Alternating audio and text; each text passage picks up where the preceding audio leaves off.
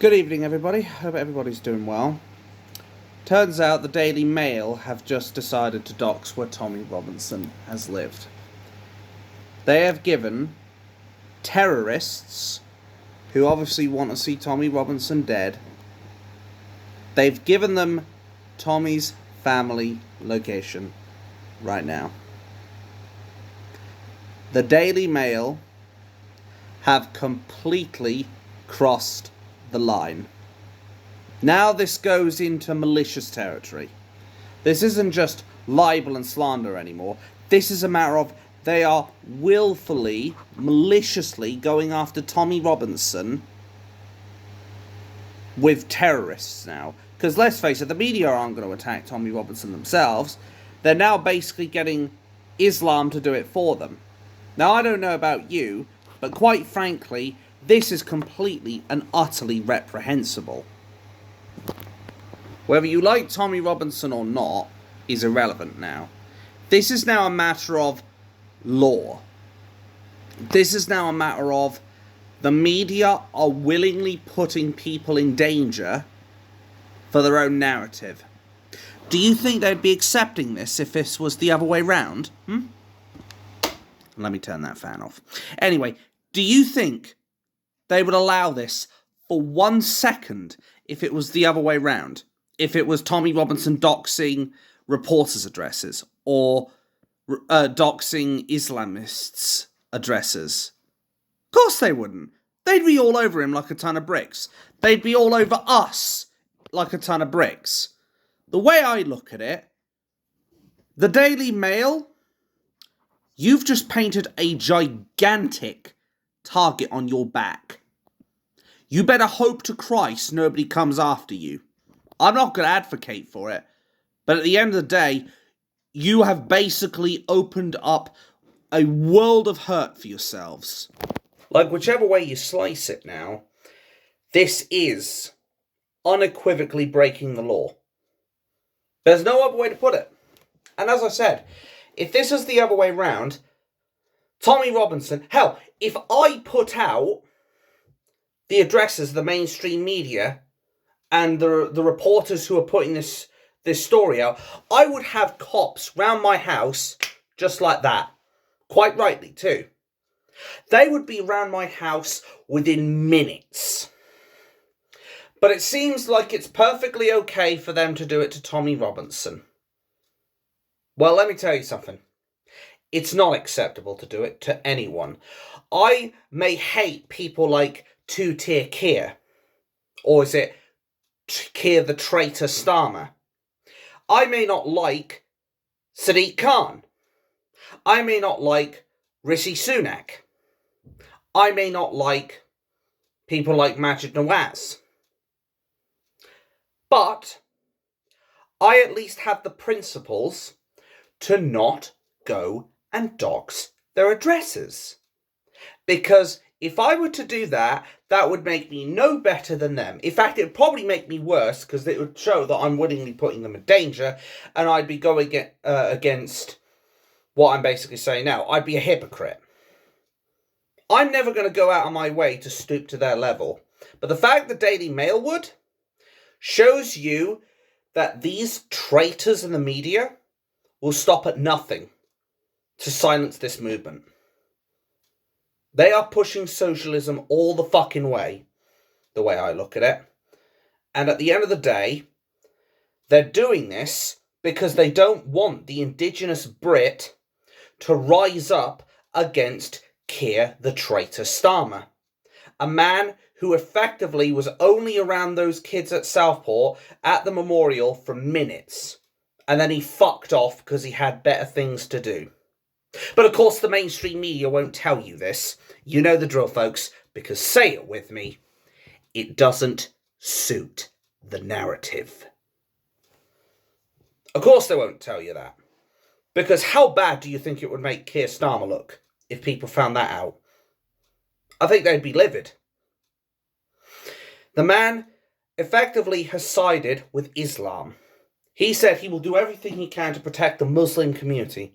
Now, let me be clear. If this was just moderate Muslims, I think a lot of us wouldn't have any problems. But here's the thing. His duty is not just to a single sect of people. His duty is to the entire country, Scotland included. So, if I was in his shoes, I wouldn't be saying, oh, I need to look after just white people, or I just want to look after only black people, or I'm going to do everything I can to look after the Muslim community. I'd be saying, I will do everything I can to make sure every person in every sect of life, whether it be white, black, pink, blue, purple, gold, Hindu, Muslim, Christian, Catholic, whatever, I'd be saying, I will do everything I can to keep you safe from the supposed far right. But we all know it isn't actually far right people. It's concerned parents and patriots who are worried that Keir the traitor Starmer is turning his back on us at the moment we need him the most. It's times like these we need someone who can rally the troops. Think Winston Churchill. I know it's a little cliche, but think of him when Britain was being bombed to shit by the Luftwaffe. The way I look at it, he told an inspiring speech to the people of London, and they had their second wind, and they fought back against the Nazis in those world wars. When I hear Keir the traitor Starmer and those speeches going through my head again and again and again and again, I almost feel like I've got a tape recorder in there. Anyway, every time I hear those speeches in there, I don't see a person who inspires people. I see a person who is effectively Comrade Stalin. Duh. I see Comrade Stalin Starmer effectively enforcing socialism and communism. I see someone who is working with the enemy. Someone who is betraying their own beliefs to protect their enemies. I don't know about you, but I tell you what, that would make someone who does that a traitor. And I hope you're listening to this, Keir Starmer. Do you really want to be known in history as the worst Prime Minister we've ever had? Even worse than, dare I say it, Tony Blair. I know people are going to be like, well, that's a bit of a stretch, sir. That's a bit of a stretch. I mean, he sent thousands of soldiers to their deaths. He got millions of people killed. Yes, but here's the thing. He at least understood that he's supposed to serve the British people. Keir the traitor Starmer is basically throwing a middle finger up at all of us. And he is basically saying, fuck 80-90% of the British people and the Scottish people. I'm only going to protect the Islamic community. And we're going to crack down on the right-wing protests, the supposed far right, and warn them and threaten them. We are watching you. You will feel the full force of the law. Where was this when the Palestinians were marching down London? Oh, that's right. You don't give a shit about them because you're here to protect the Islamic community. That's what pisses me off about you, Starmer. More than anything. You're a hypocrite. You're a snake. You're a political point-scoring career politician. And you are unequivocally beyond and to the inclusion of every reasonable doubt. Unequivocally. And you will never change my mind on this. You are, Keir Starmer, the biggest traitor this country has ever seen. Tony Blair has gotten 1 million or so soldiers killed. You could end up getting, potentially, if this all goes to shit, tens of millions killed. Because at the end of the day, Islam does not want to integrate. It wants to subjugate. It wants to enslave us all. And do you know what they think of people like you, Keir? Traitor Starmer.